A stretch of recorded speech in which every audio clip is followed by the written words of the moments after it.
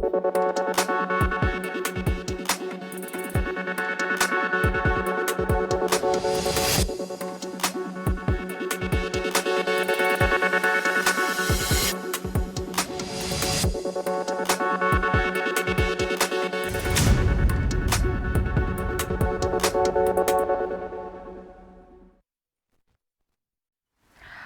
आप देख रहे हैं जॉन टीवी में प्रीति शर्मा आपके साथ। खबरों को विस्तार से भी जानेंगे, लेकिन शुरुआत करते हैं हेडलाइंस के साथ। मुख्यमंत्री धामी की अध्यक्षता में प्रवासी उत्तराखंडियों के लिए प्रकोष्ठ का गठन, समस्याओं का करेगा समाधान। राज्य सरकार का प्रवासियों से लगातार रहेगा समन्वय कायम।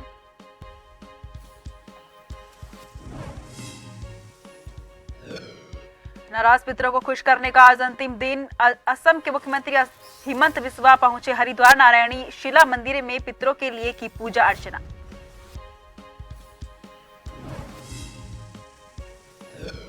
देहरादून में स्मार्ट सिटी प्रोजेक्ट के अधूरे पड़े काम से लोगों को परेशानी। नगर निगम चलाएगा 100 वार्डों में सड़कों का गड्ढा मुक्त अभियान। पैचवर्क के लिए 5 करोड़ का टेंडर जारी।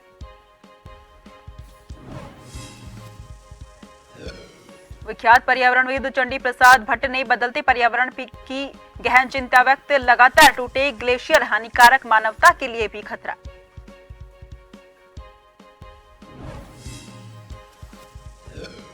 बद्री विशाल के धाम में पहुंच रहे रिकॉर्ड तोड़ तीर्थयात्री। लगभग 15 लाख से ज्यादा तीर्थयात्री कर चुके हैं दर्शन। वहीं ठंड की दस्तक शुरू।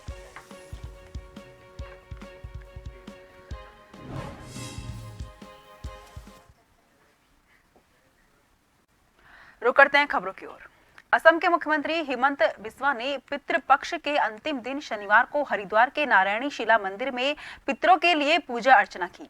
पूजा करने के बाद असम के सीएम हिमंत ने कहा कि वे हर बार नारायणी शिला मंदिर जाने की कोशिश करते हैं और इस बार भी आए हैं। उन्होंने वहां पूजा की। ऐसी मान्यता है कि पितृपक्ष में अपने पितरों का श्राद्ध करने से उन्हें मोक्ष मिलता है, साथ ही पितृ दोष से भी मुक्ति मिलती है। इस साल पितृपक्ष 29 सितंबर को शुरू हुआ था और शनिवार 14 अक्टूबर को संपन्न हो रहा है।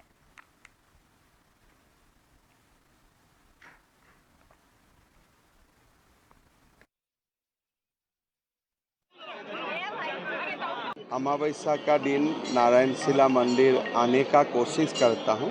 इस बार भी आया, अपना पितरों के लिए पूजा अर्चन श्राद्ध किया और मन को बहुत ही पवित्र महसूस हुआ। प्रधानमंत्री नरेंद्र मोदी अपने एक दिवसीय उत्तराखंड दौरे पर थे, जहां कुमाऊं के पिथौरागढ़ में प्रधानमंत्री नरेंद्र मोदी ने जोगेश्वर धाम, आदि कैलाश और पार्वती कुंड जाकर पूजा अर्चना करते हुए दुनिया भर में आध्यात्मिक संदेश दिया। अपने दौरे पर प्रधानमंत्री ने गुंजी में लोगों के बीच जाकर उनसे बातचीत भी की और पिथौरागढ़ में एक बड़ी जनसभा को भी संबोधित किया। प्रधानमंत्री ने अपने व्यस्त कार्यक्रम में से जो समय उत्तराखंड को दिया है, उसके लिए बीजेपी के धर्मगुरु विधानसभा सीट से विधायक विनोद चमोली ने प्रधानमंत्री का धन्यवाद किया। उन्होंने कहा कि प्रधानमंत्री नरेंद्र मोदी का आशीर्वाद समय समय पर उत्तराखंड के लोगों को मिलता रहता है। देखिए, प्रधानमंत्री जहां भी मूवमेंट करेंगे तो भले उनकी व्यक्तिगत यात्रा ही क्यों ना हो, उसको देखने का राजनीतिक दृष्टिकोण तो रहेगा।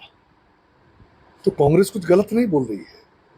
कांग्रेस को भी समझ में आ जाना चाहिए कि प्रधानमंत्री का मूवमेंट अगर उत्तराखंड में हो रहा है, इसका राजनीतिक लाभ भारतीय जनता पार्टी को मिलने वाला है, इसलिए शायद वो बोल रहे हैं। और मात्र राजनीतिक लाभ नहीं तो बाकी के क्षेत्रों में, पर्यटन के क्षेत्रों में हमको लाभ मिल रहा है, विकास के क्षेत्र में हमको लाभ मिला, कनेक्टिविटी के क्षेत्र में हमको लाभ मिल रहा है, हमको सीमा सुरक्षा के क्षेत्र में लाभ मिल रहा है। तो उनको तो खुश होना चाहिए, आखिर उनका भी संबंध उत्तराखंड से है। अगर प्रधानमंत्री इतनी बार उत्तराखंड में मूवमेंट कर रहे हैं तो कांग्रेस को इसका स्वागत करना चाहिए।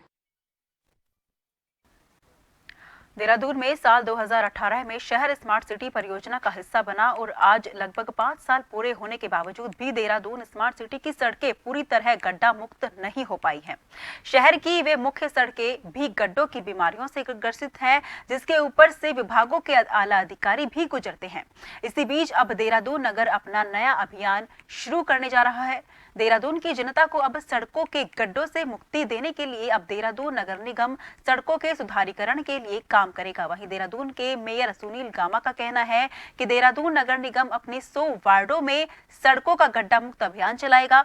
सड़कों के पैचवर्क के लिए 5 करोड़ का टेंडर जारी किया गया है, जिसके तहत 5 लाख रुपए से प्रत्येक वार्ड में काम किया जाएगा। हमारे जो 100 वार्ड है अधिकतर जगह जो है कुछ गड्ढे हैं, कुछ कहीं सड़क थोड़ी बहुत उखड़ गई है। तो इसके लिए जो गड्ढा मुक्त करने के लिए माननीय मुख्यमंत्री जी ने इन्वेस्टर समिट हमारी हो रही है, उससे पहले देहरादून की सारी सड़कें जो है चुस्त दुरुस्त हो रही हैं। उसी क्रम में जो है हमने भी जो हमारे 100 वार्ड हैं, जो गली मोहल्लों की सड़कें हैं, वहाँ भी हमने जो है 5-5 लाख रुपए जो है प्रत्येक वार्ड के लिए एक व्यवस्था करी है। सल्ट अल्मोड़ा जिले के विकासखंड सल्ट के राजा हरोहित मंदिर गुजरूकोट सौंदर्य का भूमि पूजन उद्घाटन सल्ट विधायक महेश जीना ने किया। लगभग 90 लाख रुपए लागत से कुमाऊं मंडल विकास निगम की देखरेख में कार्य किया जा रहा है। स्थानीय ग्रामीणों ने सल्ट विधायक महेश जीना का पुष्पमाला से स्वागत अभिनंदन किया। विभाग ने बताया कि मंदिर परिसर में सत्संग भवन, किचन, व्यू पॉइंट, शौचालय निर्माण, बाउंड्री वाल, रास्ते का कार्य, भोजन प्रांगण, विद्युत कार्य, सिंडिया और मुख्य गेट आदि का निर्माण किया जाएगा। कार्यक्रम में विधायक ने विधिवत पूजा अर्चना की और न्याय और सत्य के प्रतीक राजा हरोहित जी के भी दर्शन किए।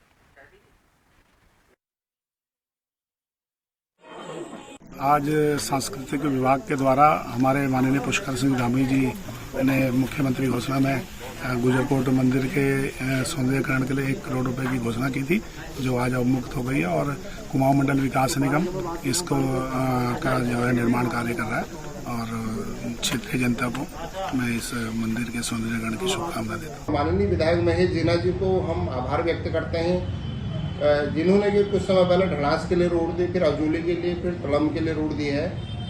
इसके साथ ही नांगचूला खाल से रोड बन रही है। माननीय विधायक जी लगातार अपने क्षेत्र में बने हुए हैं और निश्चित ही है कि पक्का है कि गुजरूकोट जो है धार्मिक स्थल के साथ साथ पर्यटन स्थल भी होगा।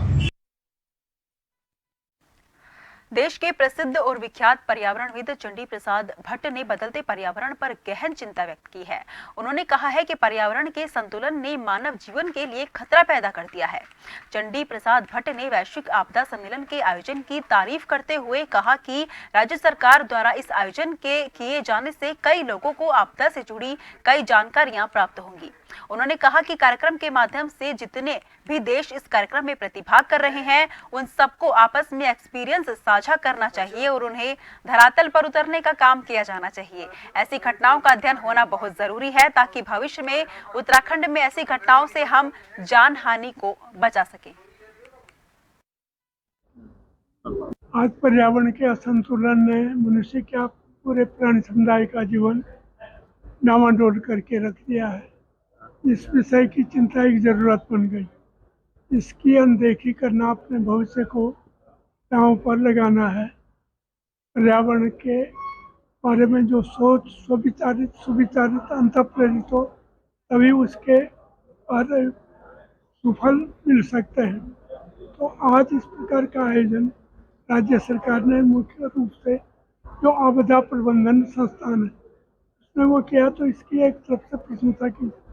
इसमें राष्ट्रीय अंतर्राष्ट्रीय स्तर के जो अनुभव है उनका लाभ हम सब उत्तराखंड को मिलेगा। देहरादून में 6वें विश्व आपदा प्रबंधन और न्यूनीकरण दिवस का आयोजन किया गया है, जिसमें देश और विदेश के कई डेलीगेशन शामिल हुए।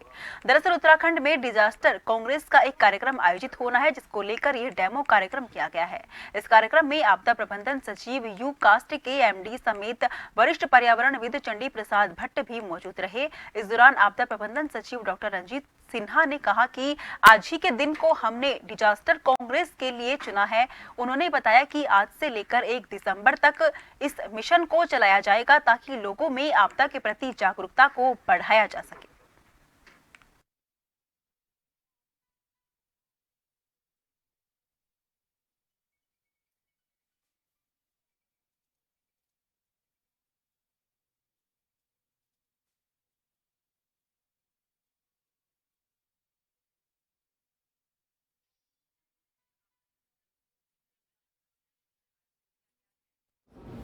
पूरे प्रदेश में एक मैसिव अवेयरनेस कैंपेन संस्थागत रूप से जन जन तक, गवर्नमेंट लेवल, चाहे राज्य सरकार हो या पंचायती राज सरकार हो, हर लेवल पे इस नॉलेज को, इस ज्ञान को लेकर जाना है कि किस प्रकार से डिजास्टर को कम किया जा सकता है, उसके प्रभाव से लोगों को हम सुरक्षित रख सकते हैं और इसमें आगे हम विकास के जो पूरी गति है उसको बरकरार रख सकते हैं। इस संदेश को लेकर जाना है।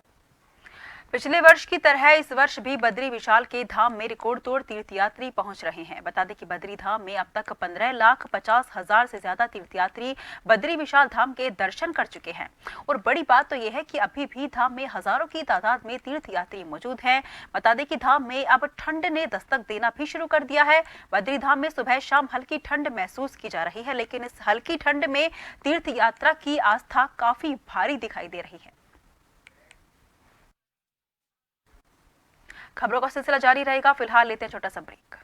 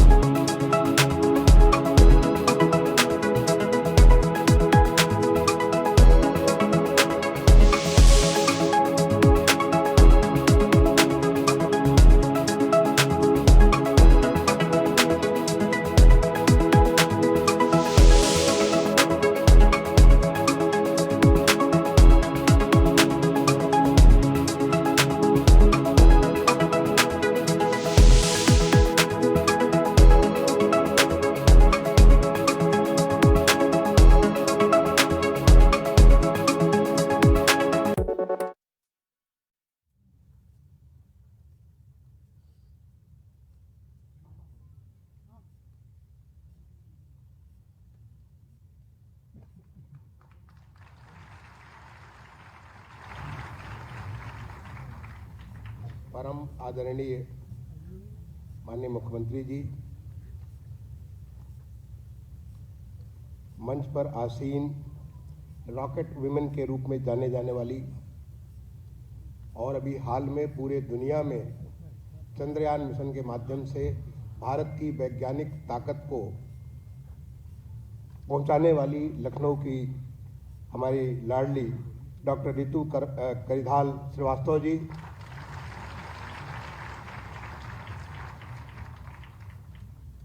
अपने बुनकर के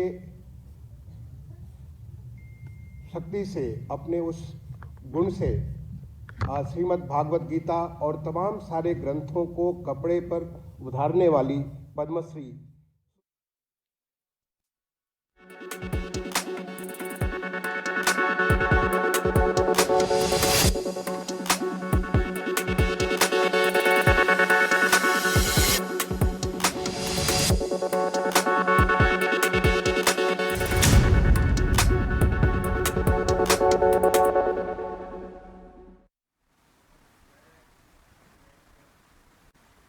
ब्रेक के बाद फिर से आपका स्वागत है। रुक करते हैं खबरों की ओर।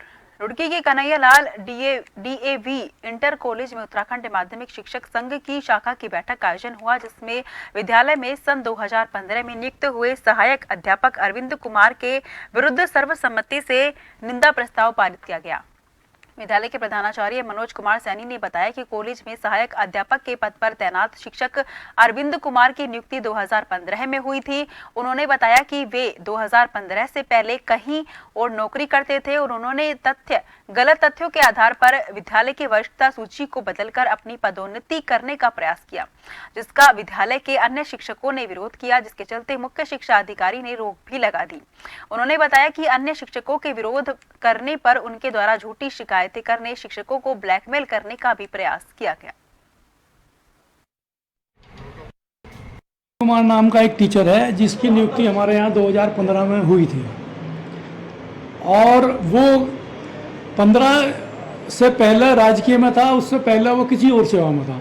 उसने गलत तरीके से 97 से अपनी सर्विस को यहाँ ऐड करा लिया और पूर्व प्रबंध संचालक से मिलकर 2005 से अपनी वरिष्ठता सूची में अपना नाम जुड़वाने का प्रयास किया, जो गलत है, जबकि उसकी नियुक्ति 2005 में हुई है। 2005 में नहीं हुई, 2015 में हुई है। तो उसके ऊपर मुख्य शिक्षा अधिकारी द्वारा रोक लगा दी गई। एक्चुअली क्या है कि हमारे जो हैं एक साथी हैं अरविंद कुमार जी, सहायक अध्यापक हैं यहाँ पे, तो उनका कोई प्रकरण जो है वरिष्ठता के संबंध में चल रहा है, तो उस संबंध में उनका प्रकरण जो है वो हाई कोर्ट में विचाराधीन है। लेकिन उन्होंने उससे जो है कि जो कॉलेज के अन्य साथी हैं, वरिष्ठ साथी हैं, उनसे उनके बारे में अनर्गल बातें, दुनिया भर की शिकायतें, जिससे जो है कि विद्यालय का माहौल बड़ा ख़राब हुआ। मंगलौर ने बिजली विभाग पर ग्रामीणों ने गंभीर आरोप लगाए हैं। बता दें कि कोतवाली क्षेत्र के गांव सिकंदरपुर मुडलाना में चेकिंग करने गई विद्युत विभाग की टीम पर ग्रामीणों ने गंभीर आरोप लगाया है और कहा है कि चेकिंग के नाम पर विद्युत विभाग के कर्मचारी उस वक्त घर के अंदर घुस गए जब महिला कपड़े बदल रही थी। वहीं विद्युत विभाग के अधिकारियों का कहना है कि विभाग की टीम गाँव में चोरी की शिकायत पर चेकिंग करने गई थी, जिसके बाद ग्रामीणों के द्वारा उनके कर्मचारियों और अधिकारियों पर हमला कर मारपीट कर डाली। वहीं ग्रामीणों ने इकट्ठा होकर मंगलौर कोतवाली पहुंचकर विद्युत कर्मियों के खिलाफ तहरीर दी, तो विद्युत विभाग के एसडीओ ने भी कोतवाली में ग्रामीणों के खिलाफ मारपीट गाली गलौज की तहरीर दी। फिलहाल मंगलौर पुलिस ने दोनों पक्षों की तहरीर लेकर मामले की जांच में जुट गई। अक्षय कपिल हैं और वो लोकल के हैं।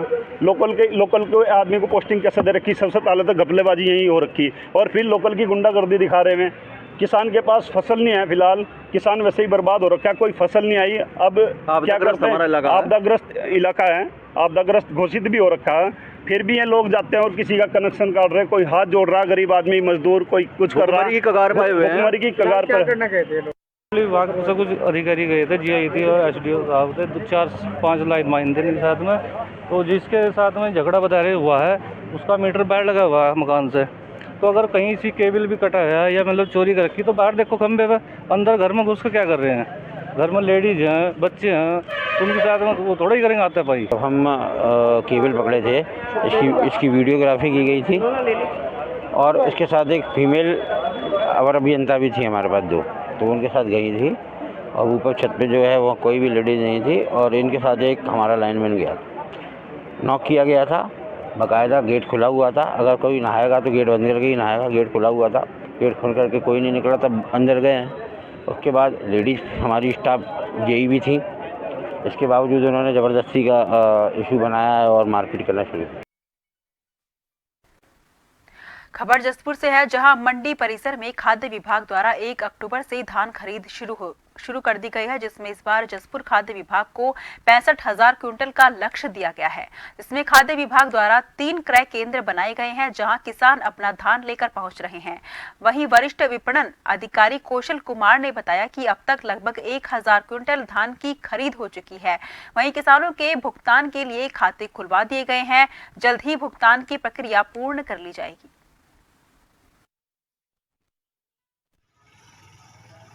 इस बार की धान खरीद 1 अक्टूबर से प्रारंभ हो चुकी है और धान खरीद की अंतिम तिथि 31 दिसंबर 2023 है। किसानों के लिए रजिस्ट्रेशन के लिए हमने आवेदन मांग लिए हैं। आवेदन की जगह में जिनके पुराने रजिस्ट्रेशन हो चुके हैं उन्हें अपडेशन के लिए हम किसानों को कह रहे हैं। अब की बार हमारे यहाँ जसपुर में 3 क्रय केंद्र खोले गए हैं खाद्य विभाग के, जिनका लक्ष्य 65,000 कुंटल रखा गया है और आज दिनांक तक हमारी लगभग 1,000 कुंटल की धान खरीद हो चुकी है। लगभग 2 साल पहले मुख्यमंत्री पुष्कर सिंह धामी के द्वारा नेपाल सीमा से लगे दूरस्थ कायल गांव के ग्रामीणों की समस्या का संज्ञान लेते हुए इन गांव से कायल तक 8 किलोमीटर सड़क निर्माण की घोषणा की थी, लेकिन 2 साल बीत जाने के बाद भी एक भी सड़क में काम शुरू नहीं हो पाया, जिसका खामियाजा आज भी क्षेत्र की जनता भुगत रही है। वहीं ग्रामीणों ने कहा कि एक और मुख्यमंत्री चंपावत को आदर्श जिला बनाने के लिए रात दिन एक करे हुए हैं और वहीं विभागीय अधिकारियों के द्वारा मुख्यमंत्री की परिकल्पना को पलीता लगाया जा रहा है। मुख्यमंत्री के जिले में ही सीएम की घोषणा के बाद ग्रामीणों को सड़क जैसी मूलभूत सुविधा न मिल पाना काफी गंभीर मामला है। मुख्यमंत्री ने संज्ञान लेते हुए ग्रामीणों की समस्या का जल्द समाधान करवाना चाहिए, ताकि इन दूरस्थ क्षेत्रों से पलायन को रोका जा सके। 2.5 साल पहले जो है मुख्यमंत्री ने जब देवीधुरा आए थे तो उन्होंने वहां से 11 किलोमीटर सीमांत क्षेत्र डनगांव से कायल तक सड़क की घोषणा की थी और करीब 1.5 वर्ष जो है संयुक्त सर्वे को पूरा किए हुए हो गया है, जिसमें फॉरेस्ट विभाग है, रेवेन्यू विभाग है और आपका पीडब्ल्यूडी है, उन तीनों ने संयुक्त सर्वे किया था और उसके बाद जो है अभी तक उसमें कोई कार्य शुरू नहीं किया गया, जबकि वह कृषि बाहुल्य क्षेत्र है और एक सीमांत क्षेत्र है। वहाँ से कृषि उत्पाद हो, चाहे कोई व्यक्ति बीमार हो जाता है कोई या यहाँ अस्पताल लाने में उसको बहुत सारी दिक्कत होती है। विकासखंड लोहाघाट में डनगांव से कायल तक सड़क निर्माण किया जाएगा, जिसकी लंबाई 8 किलोमीटर होगी। विकासखंड बाराकोट में सतुला से सील तक लंबाई निर्माण कार्य किया जाएगा, जिसकी लंबाई 10 किलोमीटर होगी। फिलहाल के लिए मुझे दीजिए इजाजत। देश भर की तमाम खबरों के लिए आप लगातार देखते रहिए जन टीवी, क्योंकि हम हैं जन जन की आवाज।